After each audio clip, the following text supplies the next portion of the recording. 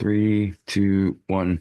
Hello, everybody. I'm Curt Schilling, and this is the first episode of The Complete Game. Joining me, hopefully always, will be a young man named Garrick Schilling. Garrick, hello. Hi, Gary. And his last name is not a coincidence. He is my son. And we're going to attempt to put a thrice weekly podcast out, audio, visual.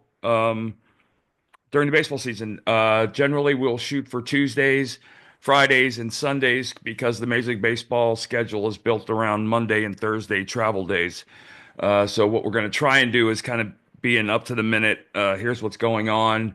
Here's what's happening from my perspective, from a fantasy perspective, from a gambling perspective. We'll probably use DraftKings as our table or as our foundation for the our recommendations or commentary around sports betting. Both of us, Garrick and I, both are into prop bets. And someday I'll tell you one of my historical prop bets in the past. But anyway, we're 2 weeks into the season, so we're kind of playing catch up here, which is not the best scenario, but it is what it is. And Garrick, I wanted to kind of bring people up to speed on what's happened so far, kind of my take on the season so far. We're only 10 to 15 games in, but some trends are starting to emerge a little bit. Some players maybe that people weren't looking at from a fantasy perspective have jumped out. We'll talk about those. Talk about the day in sports today, the day in baseball today, which saw a couple shutouts today. Arizona shut out Baltimore 9-0. A couple extra inning games. Dodgers won. Philly's shutting out Atlanta as we speak. Minnesota's shutting out Kansas City. Uh, Pittsburgh beat St. Louis 2-1 in 13. Miami shut out the Mets. Yankees won again 4-3 over the Tigers, who are playing very good baseball.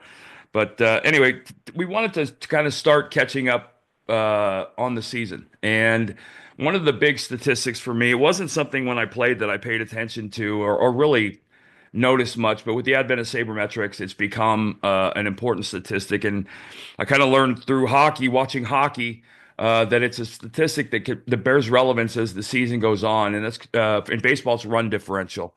How many runs you've scored versus how many runs you've given up. And generally, as would be the case as you expect, teams with plus run differentials usually have winning records.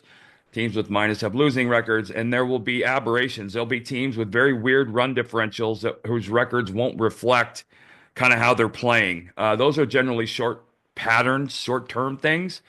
But given again that we're only 10 to 15 in, I was going to run down a couple that have jumped out at me. The first one that jumps out at me, and I'll get to the division later, is the National League West, where four of the five teams are all plus run differential, all with winning records. San Diego 10-3, Giants 9-3, Dodgers 10-4, Arizona 7-6. And then the run differentials of the teams. And the surprising thing, I think, Derek, for me, is that the Dodgers, 14 games in, are only plus 15 run differential, given everybody was talking about them having a seven-man rotation and the best offense in baseball. It's definitely a light number for a team predicted to be so dominant. Yeah, so those four teams in the NL West are showing themselves to be the conference or the division right now. But you have to look at games played as far as it relates to run differential, and then you go to the AL East, and you've got and this is a great example of it. You've got the Yankees and Blue Jays and the Tigers all at 7-5.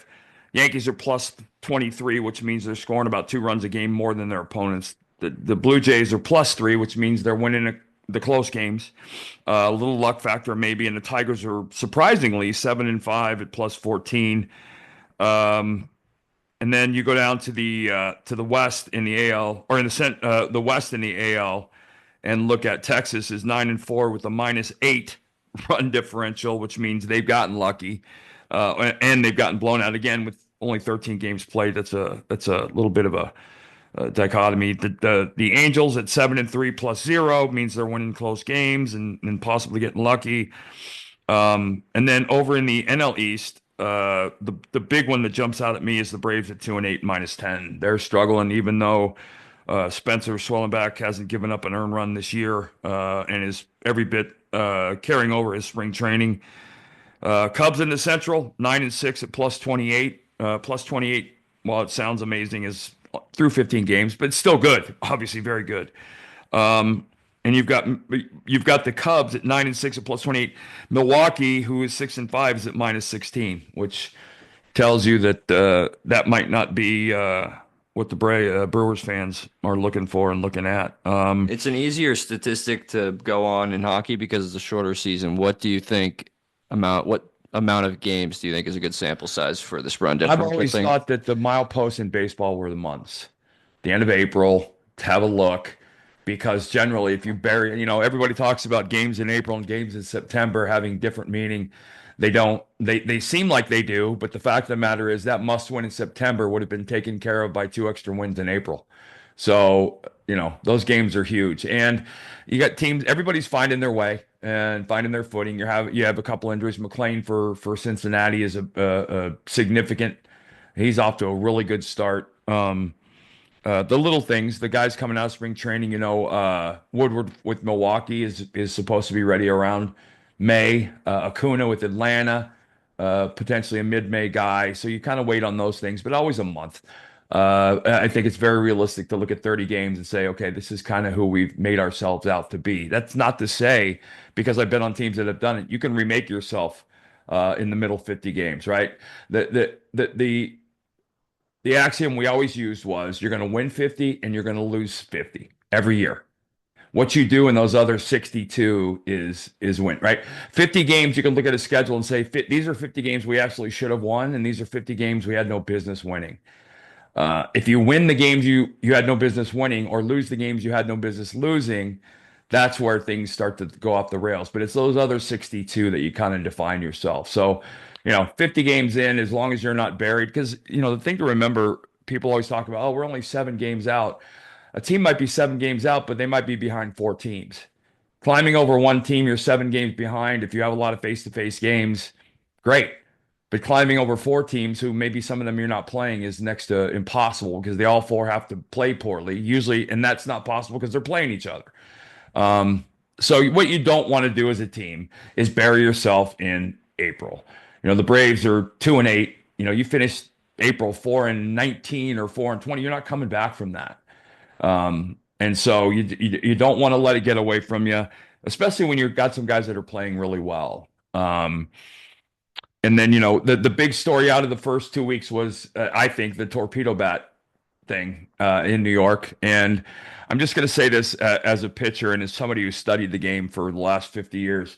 All the people screaming about torpedo bats generally don't know what the hell they're talking about, because the fact of the matter is it's pure science.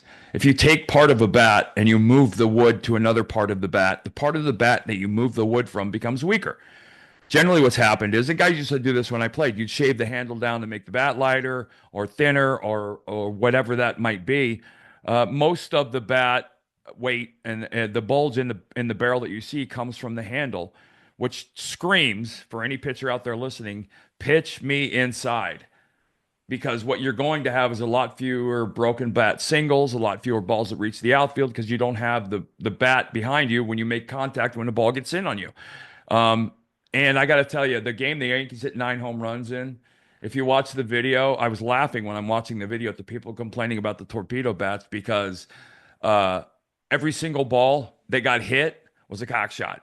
Every single ball that got hit for a home run should have been hit for a home run. It just might have gone a little bit farther than normal. But these pitchers, and I don't hear pitchers really complaining, but the people that are complaining on the field are complaining about the wrong thing. It's the pitching, not the bat. Trust me. It's the arrow, not the Indian. And um, those were, and the ones that I've seen since then. Um, in smaller ballparks like Houston, and Houston's left field, you've got Camden Yards left field, all of those ballparks with short porches, right field, left field, they might see some change.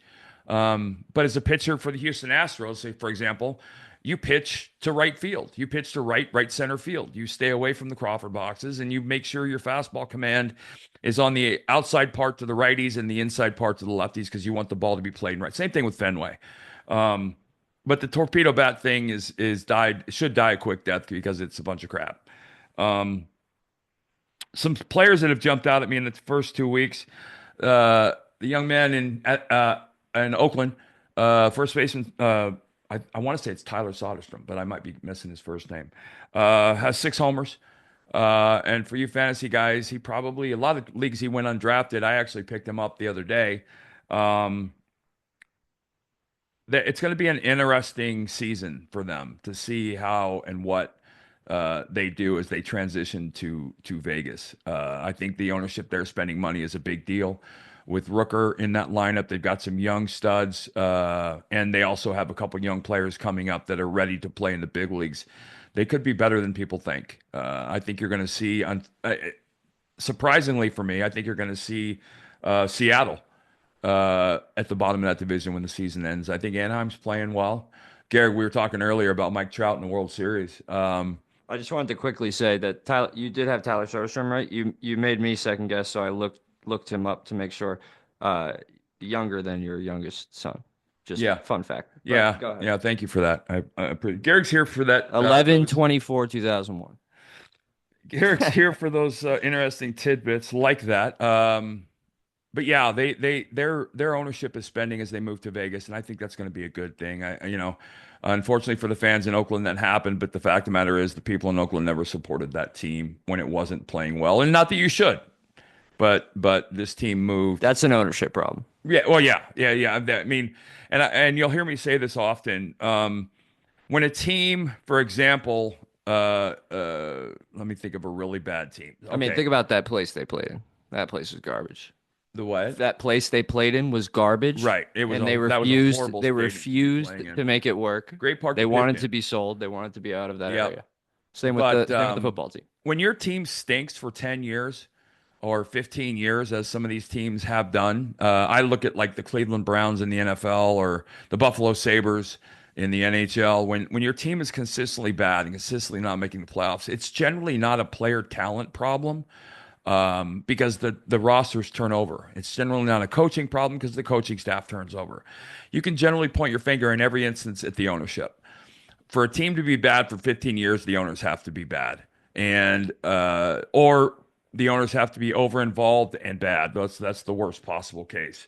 The team that doesn't let its baseball people, the people it pays baseball money to do baseball jobs, the good owners let them do that job. And they quickly find out if those guys are good or bad, and then they fire them or extend them, and your team gets better. But if your team's consistently bad, you just look at the owner's box.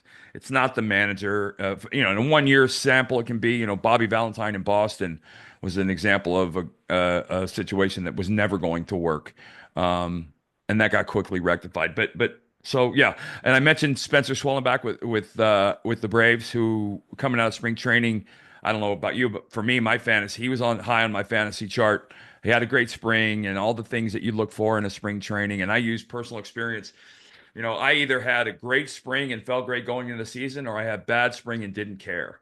You can walk away from those things because the second you get into a big league stadium in a big league park in a real game, everything changes. Everything mentally and physically changes.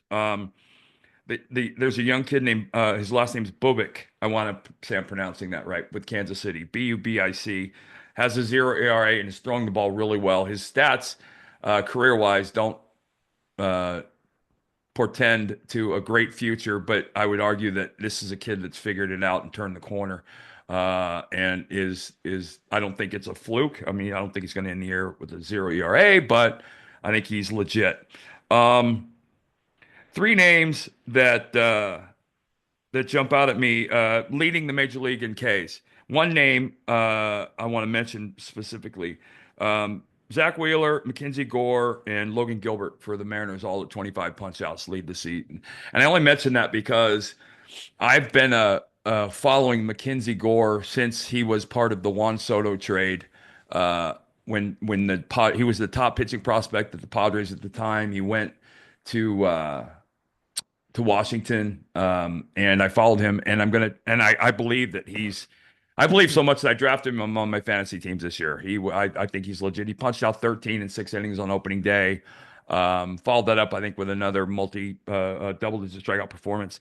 But the name I'm going to drop here is someone to pay attention to. I think the next McKenzie Gore or another McKenzie Gore is a young man named Andrew Painter for Philadelphia. He is the number one pick. He's a big, like McKenzie, big power throwing lefty who I'm in love with. And they're taking their time with him getting to the big leagues. So he's definitely a guy that I would be paying attention to. So, from How a much go ahead. can I ask a question? How much of that developing guys, because all sports, especially baseball, are getting younger, but how do you balance what is adjusting to major league speed versus fine-tuning mechanics that they come to you with? Like Right. how raw, like you're saying power throwing big lefty, like I picture when you say stuff like that, like a young Randy Johnson, where it might be something like control is like Right. it's you have a Hall of Fame 4,000 strikeout guy if you get that guy under control or Right. Well, what. and that was the case, right? The That's what Expos I'm traded asking. Randy Johnson for Mark Langston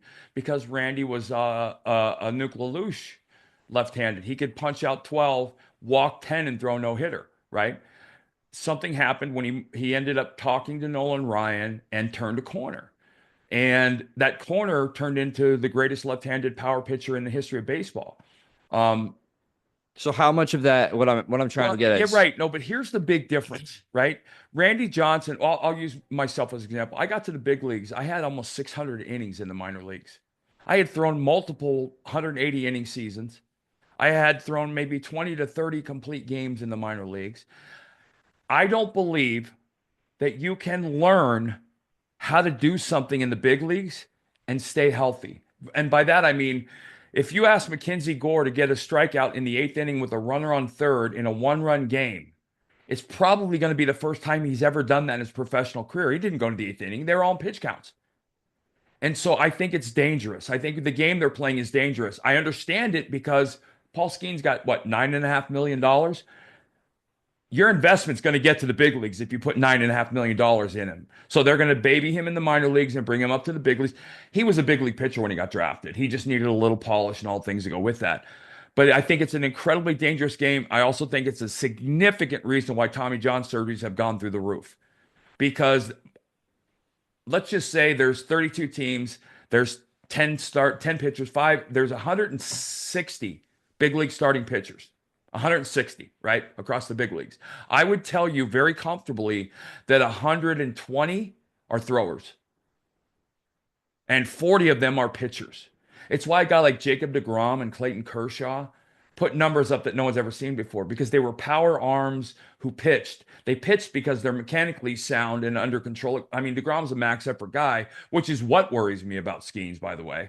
Um, Max effort guys generally don't command the baseball very well.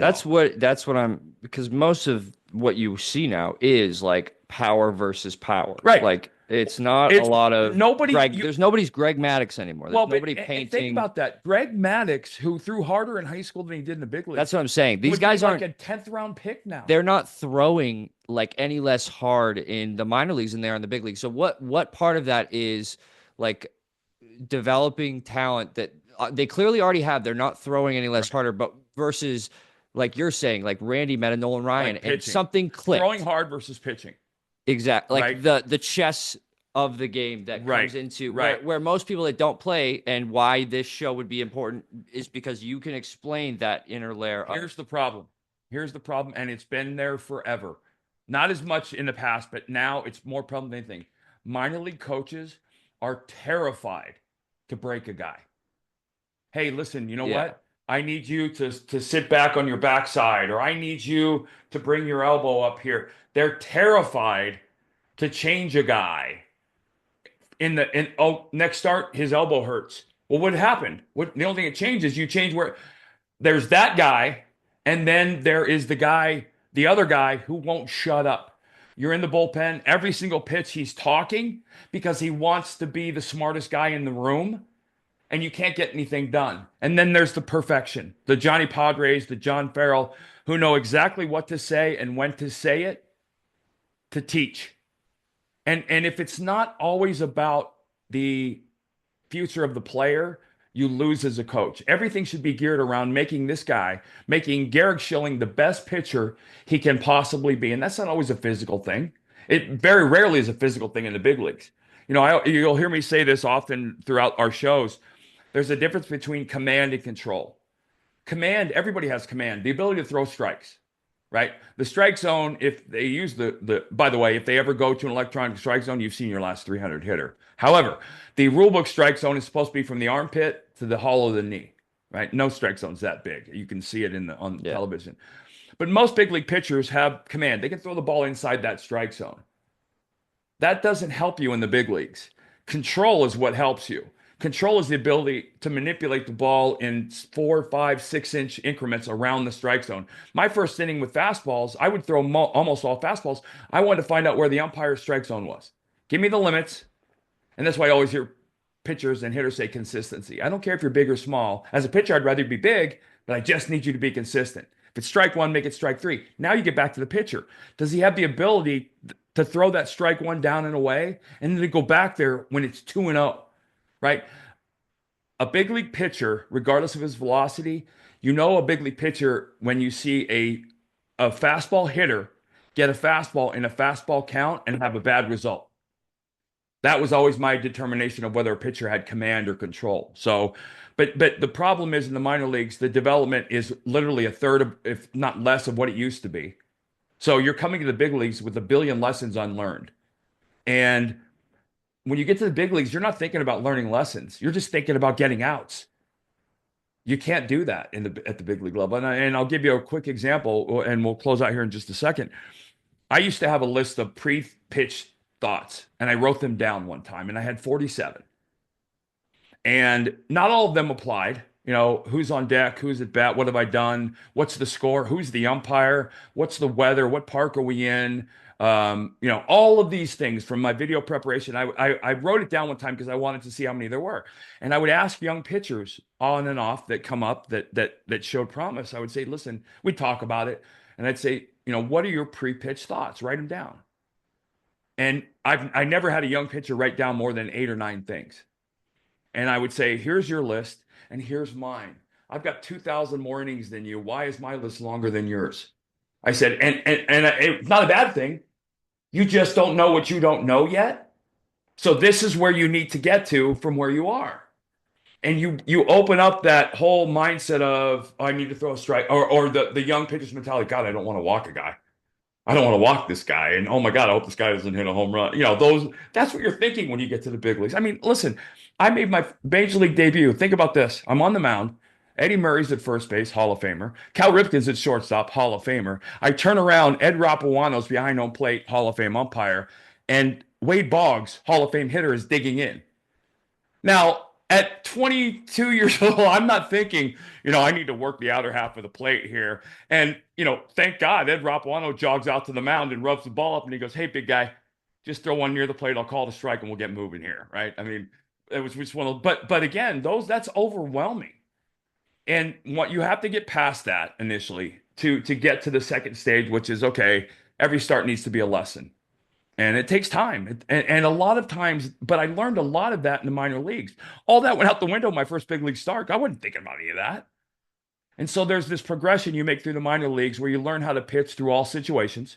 I learned how to pitch in the ninth inning of a one-run game in the minor leagues. You don't even see guys in the big leagues in the ninth inning, much less in the ninth inning of a one-run game. And I'll go back to the Tampa Bay World Series and say this as my parting thought in a sense.